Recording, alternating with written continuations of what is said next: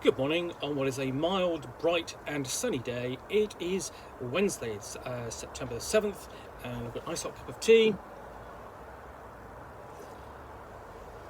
and a box to continue digging into. Now, I have already pulled out from here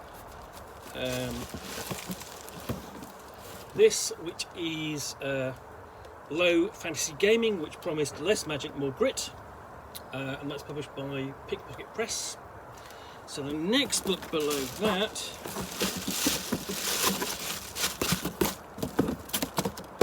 is Low Fantasy Gaming Companion, promising even more less magic, more grit, and still published by Pickpocket Press. So it's another sturdy hardback, but where this was in black and white, this is in colour. So I'll show you. So there we go. A really great action scene, of a mage being attacked from all directions, and the party reacting. So first thing it does, again, a bit more of that artwork, and we leap in straight in with downtime. And so downtime is the sort of the activities that your player characters can do when they're not actually adventuring. And essentially that's when they're really kind of sort of like adding to your campaign, building stories, helping you develop the world as the referee. So we've got to look at essentially rules for artificing and alchemy, including special using special monster parts, and then we go on to attunement and black market trade. So these are sort of vaguely got class orientated, so you can imagine sort of like your wizard going off and doing the alchemy, and your rogue or thief doing the black market trade, and so essentially your warrior or barbarian going off and doing his carousing. And then you've got these tables, quite a few tables essentially for the outcome of the activities, making new contacts. I mean, some of these are quite generic because the wizard doesn't have to do any study time. He could just go go out and get drunk. Wine, women, and song, as they say. Gambling. Oddly placed photo there, illustration there. But there we go. Okay. General research, herbalism, languages, and so on. Hirelings and henchmen, so on. Magical research. Master forged items, obligations, pit fighting,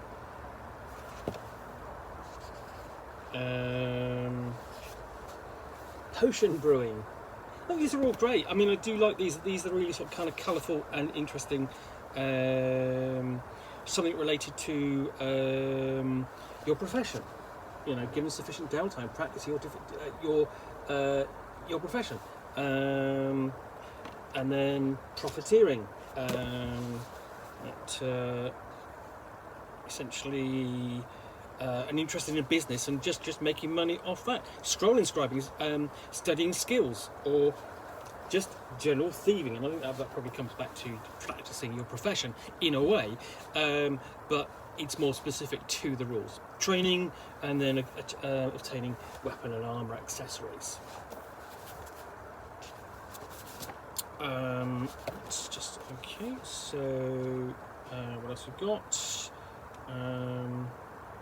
And then so that's sort of like dedicated to downtime. Then we go on to domain management, which is again, nice illustration, which is dedicated to like kind of section of your campaign later in the campaign where your player characters inherit or build their own base of operations. So for a fighter, obviously, that's a castle. So and then of course you want to install a garrison and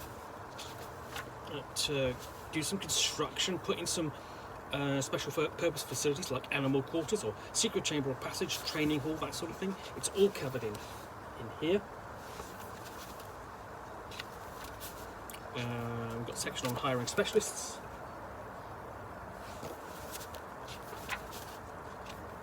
Spy network, law and order, a domains cycle. So, you know, like domain events, big table of those.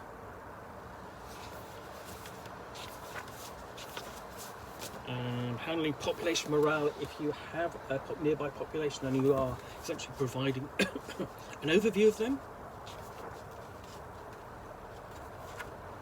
And then handling domain versus domain and faction versus faction conflict and interaction.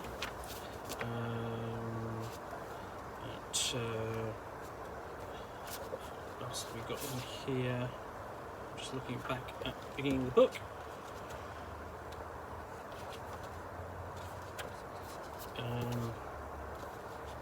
We add a new class. So that is the Scion. Okay, if you allow psionics into your campaign, and not everyone does, and psionics has a poor reputation when it comes to fantasy role-playing games, especially Advanced Dungeons and Dragons, because they made the characters very powerful, almost game-breaking in a way that, you know, in some cases it unbalanced the play. I've seen decent treatments of psionics in the Old School Renaissance. I would suggest looking at Planar Compass and the Planar Compass Handbook. Really good for playing low-level psionics, sort of low-level mechanical psionics. So you've got a complete class in here as a psionicist. Before we have new features, unique features with which to add depth and detail to your character, like Born Looter or City Rat, Monster Lord, Notorious again, adding to your character and background. So there's more options there. Alternate rules, so we have alternate rules for XP advancement and looting, perilous magic, so casting can become dangerous in itself, you know, no longer fire and forget, but, you know, is there a chance of backlash, is there a chance of overcharging the magic, and so on. Minor charms, so minor effects,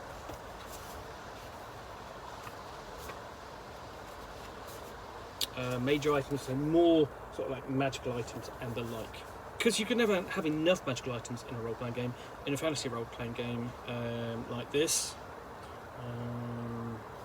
So yeah, I've got like Axe of Inigo, Bounds of Moon and Sun, Ballard's Blade, nice illustrated as well.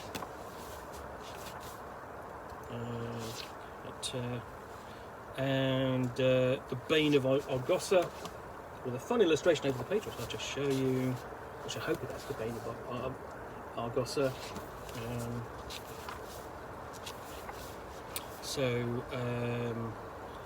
Coil of the Worm.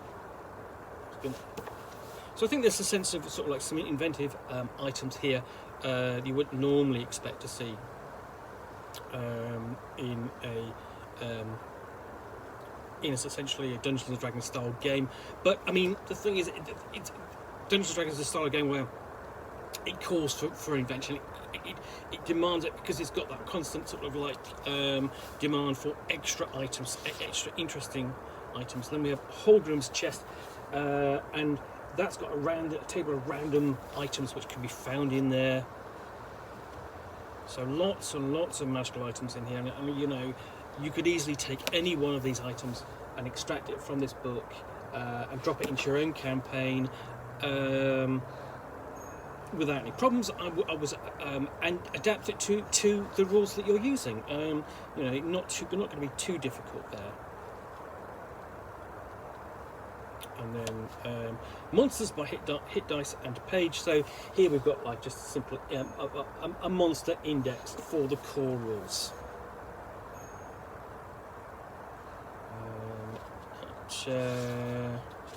Or there's actually sort of like, no, actually this is I mean, no, there's actually got more monsters in here in addition to those in the core rules. So you know, various aberrants.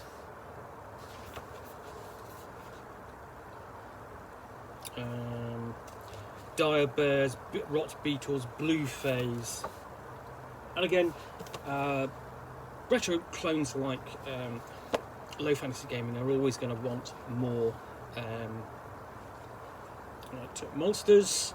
You know, black crocus, green crocus, so frog-like beasts.